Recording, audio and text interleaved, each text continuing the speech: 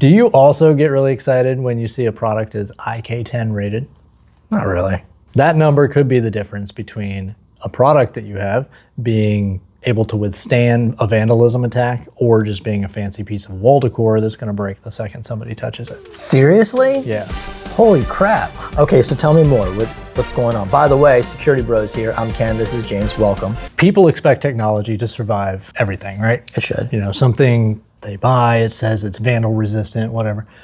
But how vandal resistant is it? That's why they have something called an 𝐂𝐻 rating. We made a video a while back called talking about IP ratings. I remember that. Which is ingress protection. Yes. And that refers to the amount of, say, water and dirt or sand that a product can withstand. An 𝐂𝐻 rating is covering how much, think about it as impact resistance that it has. And typically, how they do this is they drop a metal object or a specific type of object onto a device. Let's use a camera as an example. You have a security camera and they'll drop a device of a certain weight from a certain height onto that device and see what it can withstand, right? So the 𝐂𝐻 ratings are governed by the IEC, which is the International Electrotechnical Commission. An 𝐂𝐻 rating is measured in joules of impact energy.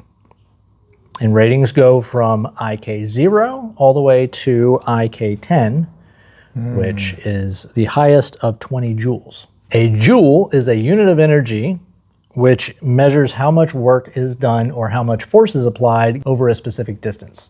A joule is roughly the energy it takes to lift a small apple 1 meter straight up in the air. Okay, so a real world example of an 𝐂𝐻 rating would be, so 𝐂𝐻1 survives the impact of 2 joules, which is about a half a pound object being dropped from 2 inches. That's not a whole lot. 2 inches about here, half a pound, you know, boop. Not a whole lot. That's 𝐂𝐻1. Now the highest you can go is 𝐂𝐻10, which is 20 joules of energy. Okay. That is an 11-pound object dropped from about 16 inches. So still, in my opinion, that's not that crazy. You've probably held, you know, like a 10-pound weight. So picture dropping it from a little more than a foot, just boop, dropping it onto something. Now granted, the material it's made out of is gonna make a difference. How much weight? How much weight? 11 pounds. Yeah, 11 pounds. 11 pounds, yep. 11 pounds dropped 1.5 feet onto your foot. It's like a pretty good sized hammer dropped on your foot. Yeah, it wouldn't be comfortable. It wouldn't be great, but it's not like it's surviving a car crash. Taking 10 pounds and dropping it onto something would have less force than if you gave me a hammer and I went bam on top of it.